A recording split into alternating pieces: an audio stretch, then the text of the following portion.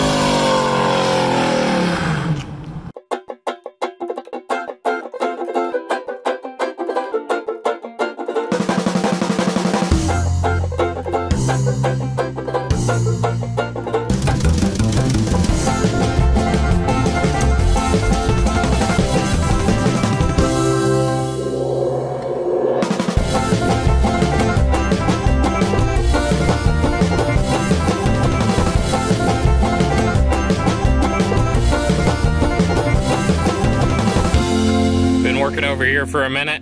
Moby's supervising as always. And I got the trench dug all the way to where our feed is at. I actually had to turn the ditch witch around, which kind of makes for an ugly spot right here. And then you got to dig out all the overlap area.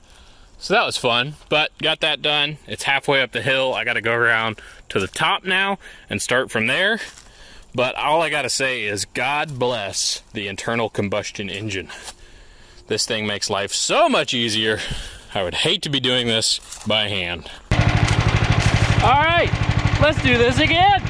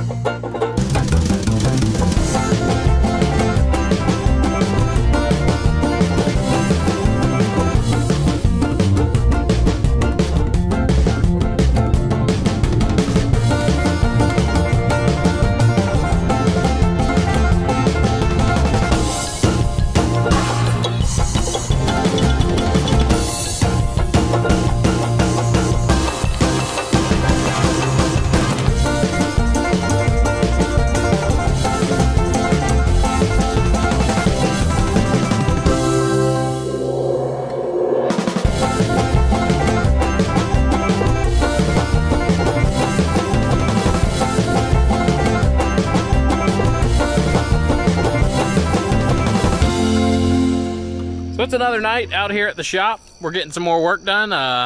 We got to get an inspection here pretty soon. So we're running water into the shop. We got a trench to run power into the shop. And tonight we're focusing on plumbing though. So we're laying some pipe, but not the kind that most people mean when they say that. Actual pipe. I don't know. Anyway, we're gonna get to work. As you can tell, things have gone wonderfully. It started pouring on us, so now we're filling our ditch back in the rain. The things you do to get water. What'd you say? The things you do to get water. Nothing about this. It's fun. This is freaking hard work, and now we're soaking wet. I mean, there's not a dry spot left on me. Oh. Build your shop, they said. It'll be fun, they said. Yeah. Don't know about that one. Whew. Yeah. Sorry for blinding you guys here, but I had to take my shirt off because it was so wet. It's just more fun without it. Moby, you're nice and dry. You got to hang out inside. Why is the supervisor not coming out? Why is the supervisor not coming outside and checking our work? So how was that as far as plumbing experiences go? It was great. Yeah. That's all you have to say about that horrible experience? It's better than septic systems. That is true. Yeah. Digging out to a septic tank is definitely a worse job than that. Whew, but we got most of it done. We got a little bit left to do when it's not raining outside.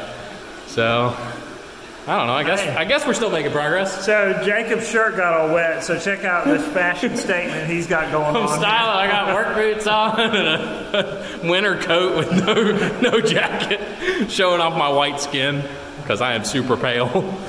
Anyway, it's always something. Hey everybody, how we doing this evening? It is a kind of cool late October night in Georgia, and we are doing the electrical before the inspection, which is on Monday. It's Friday night right now, actually the night before Halloween. Ooh. And so I see on YouTube and Instagram people unboxing things, so I thought, well, that's so exciting.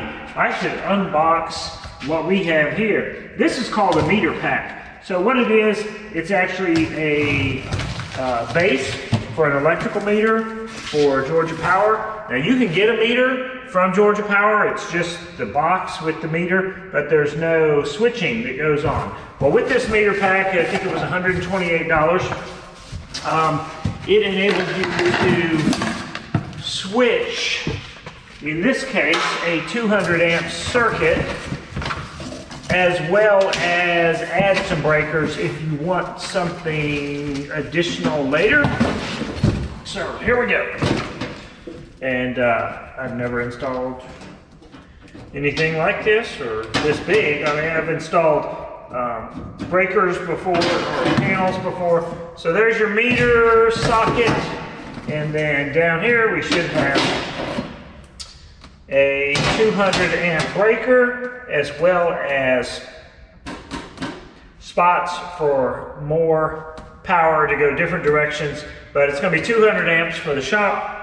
This will cover that. And this enables you, if there's ever like anything in the shop going bad, fire, or if it gets hit and torn down, I mean, God forbid, obviously, but this enables you to disconnect the power without actually being in the shop. So that's why it's good to have an external disconnect on the pole, away from the house or away from the structure. We are about 85 feet up in the woods. We're going to put in a power pole there, so we're going to have Georgia Power run a line to the pole. We'll run it down the pole into this and to the shop underground, so we don't have any poles around the shop, that kind of look bad. And so this is going to get power to the shop and give us a disconnect on the pole. And then we're going to go to this breaker panel here to where we have a 200 amp main breaker, and then we can branch out for any circuits. 200 amps should cover everything, welders, lifts, whatever, because that would be like 200 amps running everything all at once. And you usually don't run everything all at once, so 200 amps is going to be more than enough for what we're doing. Most houses are only 100 amp services because you don't have everything turned on at once. You might have your water heater on, if you have an electric water heater, and your stove. That could be, getting there pretty quick. Plus your air conditioner, you could get up there. But anyway, oftentimes it's enough because you're not running everything at once. So now you know a little bit more about home wiring or commercial or business wiring. All right, on to the next job.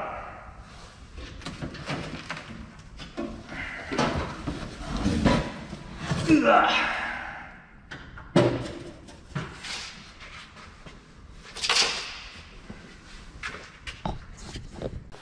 So, it's another evening here at the shop. In theory, we're supposed to have an inspection tomorrow. I really don't see that one happening. Might have to cancel it and reschedule. But y'all saw last time I was here, we were trenching for the power coming into the shop, and now we're having to get a little redneck with things to try to get the actual cables into the shop. Let me show you what I'm talking about. So as you can see, we have our in-ground cables that are going to run up through this trench to a power pole in the woods.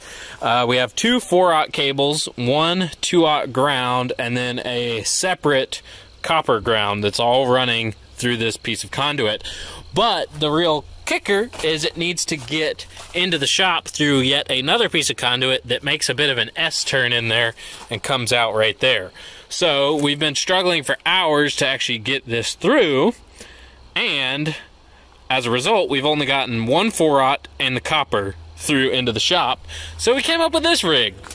We have no idea if it's gonna work, but in theory, it can put a lot more force on these wires than we can by hand. So we got a couple pair of vice grips, some pieces of chain, and an engine hoist hooked to the 1 cable that we have gotten through. And out here, the remaining 2 cables are taped and zip tied to the 1 cable that has made it through. We've got some lube on it. And so we're gonna use that jack in conjunction with me pushing from this side, and we're gonna see what happens. Oh, this is dumb.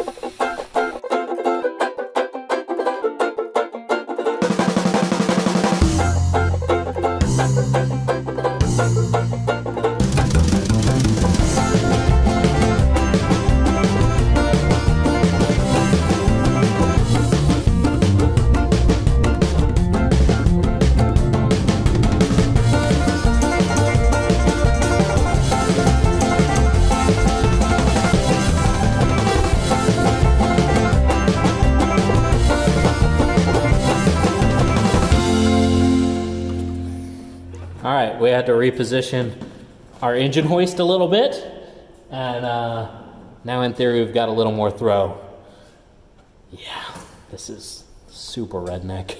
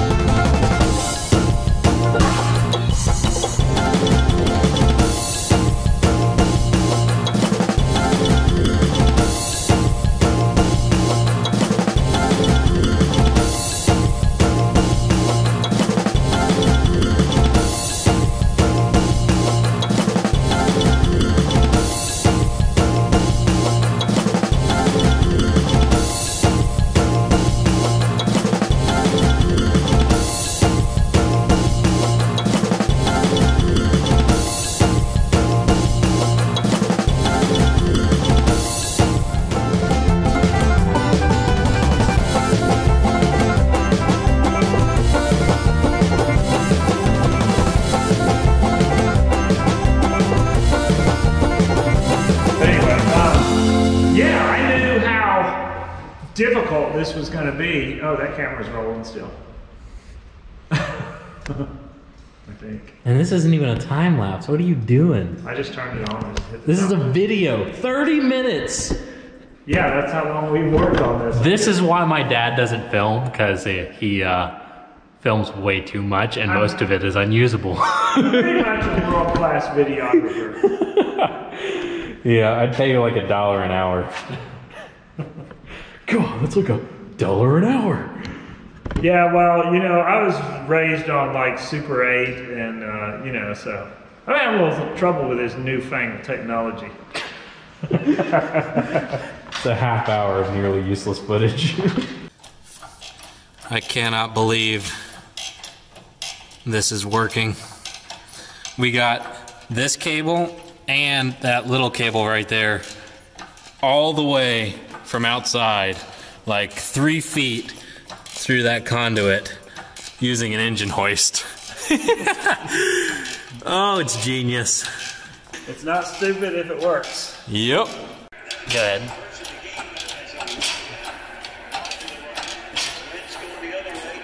And that's how you do it. When you don't have the right tools, you make your shop tools work. Pretty sure there's probably an easier way to do this, but we're idiots. I'm pretty happy because we were looking at this thinking we weren't going to do this. We were going to have to change to like a 100 amp panel because we weren't going to get it through, and hey, it happened. Now, to be clear, if you're watching this as a how-to, not sure this is the best advice here, but it got the job done, and that's what counts. Alrighty, so I know we've been a long time through this process of building the shop, but it's taken a good while because mainly me and my dad have been doing all the work ourselves. And the last main step is to pass inspection. Now the building is all done. And that comes with its issues because we built our own design of an end wall on this building, and there's no real code for attaching a wooden wall to an arch. You generally buy the ends that come with the building. So you have to get an engineer's approval for your design and what you've done. So I just met with an engineer and he spec'd out what we're gonna have to do to get this end wall and the back end wall to pass inspection. And essentially it has to survive 115 mile-an-hour winds, which is crazy. We're never gonna get that here. I mean, maybe if a tornado hits the shop directly. There's woods all around us, so we never get straight line wind speeds like that. But that's the code, so we have to abide by it. And I think that's a little overkill, but I don't make the rules. But for any of you guys wanting to build your own Quonset huts and you wanna put your own designed end walls on them, chances are you're going to have to get an engineer to come out, and it's not a huge expense, but it adds a little money to the end of the project, and then you're going to have to change a few things from what you've done. I tried to build this as best I could to pass code, but with these big garage doors front and back and no studs where the garage door is, obviously, you have to beef up both sides of the door. So anyway, we'll get after that. Then we're still working on our electrical and all that goodness. But I hope you guys have enjoyed following along on this madness, and hopefully we will have it done shortly. It's been quite a project, but this is how you build a Quonset hut and design your own end walls and make it happen. Anyway. Yeah, strap it around you, but don't hook it. So that if that's something you can actually let go.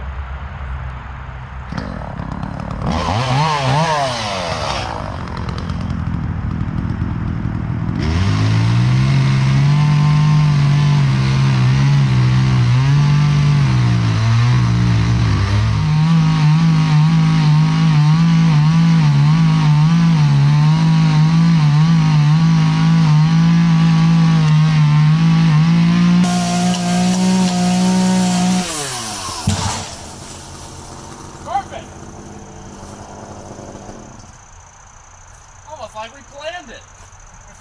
I mean, literally, perfect spot. That's a pretty good drop. What's funny is you can see I started to cut that whole section off, and then I looked like there's a cut here. I looked and I was like, no, we need to drop it right there. Right there. Look, I mean, literally the cut is where I decided. I was like, no, that's where it's gonna fall because it won't be able to roll backwards because of this. Yeah. Score. Well, that went beautifully. Now comes the sketchy part of using the Jeep to drag the telephone pole or power pole over the dead tree onto our little rinky-dink trailer. I'm sure it'll be totally fine.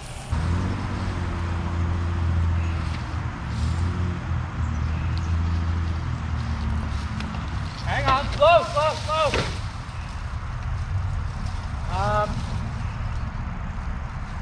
Go ahead. Hang on, step further back and hang on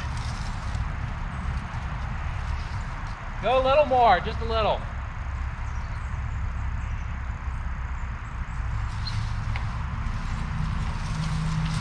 All right, hang on. Whew. I think we might be doing all right. This is going way better than I could have ever expected. Look at it.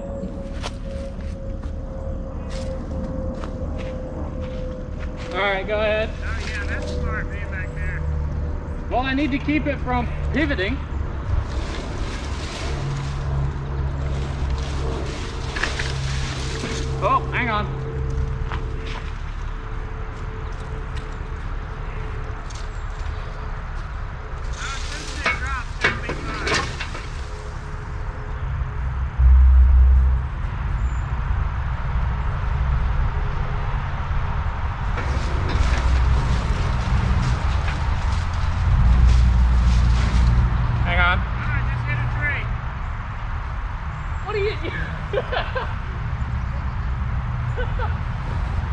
Go slow. Not smooth. He just hit a tree with the Jeep. You gotta look ahead when you're pulling stuff.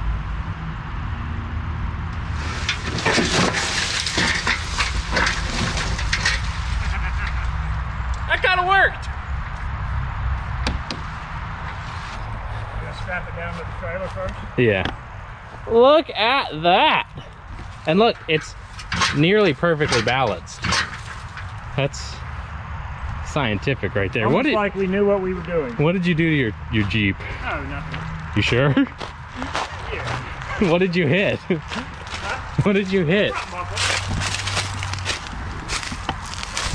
So in the process I don't see any damage. You got away with it. So in the process of pulling the tree, the pole, I wasn't looking forward and I ran into this tree at about 1 mile an hour.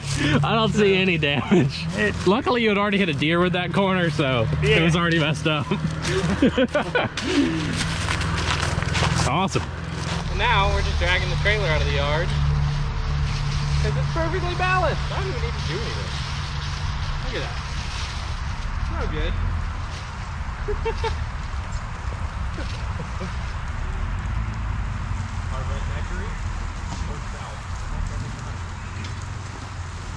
Alright, you're good. You got about 2 feet. Alright, 2 more inches.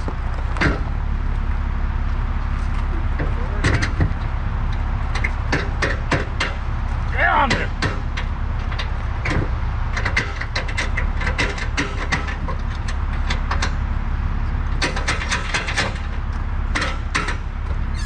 Sticky.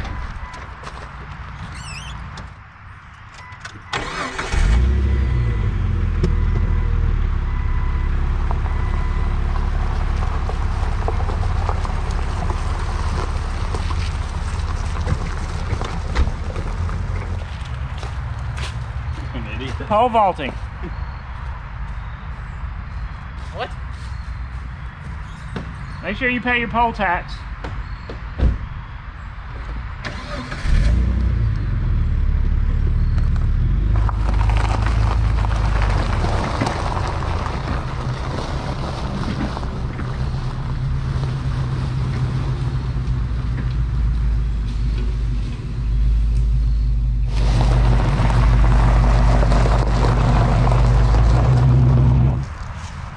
What you doing there, Jake? Fixing our mess. Gotta fix the yard back for your mom, right? Getting dirt in my mouth. Question is, will there be more dirt or less dirt? Less. Less? Depends on the we took a pole. Depends on the phase of the moon. Is that a real thing? I heard it was. I don't think so. I don't know. I disagree.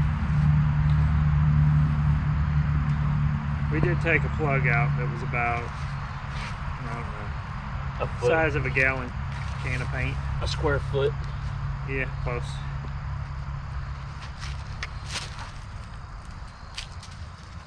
It's like a puzzle. Do you remember where all the pieces go? No. Came from. Like it was never there. When the pole rots down, it'll. I mean, that almost looks normal. I mean, kind of. 3 days later. Look how well this is working. It's almost there. How much more do we need to go? Alright. Bring it down a little. Alright. Now how do we get it straight up? Wait. Well.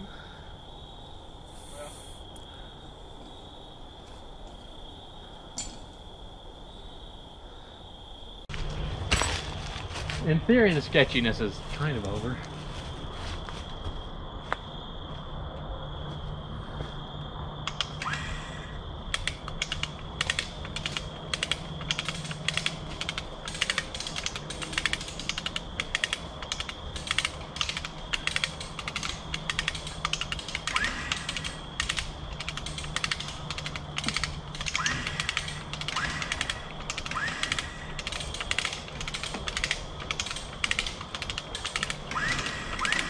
Why isn't it going in the hole, dude? Oh well. Oh, I'm bottomed out. It's on you now.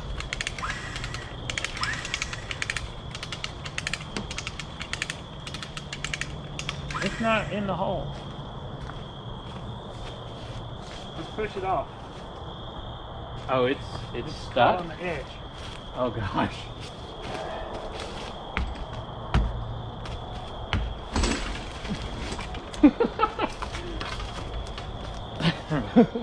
That'll help. Alright, now you need to do some more, I think. Oh wait, I can just lower it. It's in the hole! Look! We got a power pole. We put up our own telephone pole. Kind of. I've never put up a telephone pole before. It's not easy. There's a reason they make machines to do this. No, we'll have to. Yeah, we'll have to put some concrete in as we lift. You can pull it with the winch that way a little, maybe. I don't know, we need a level.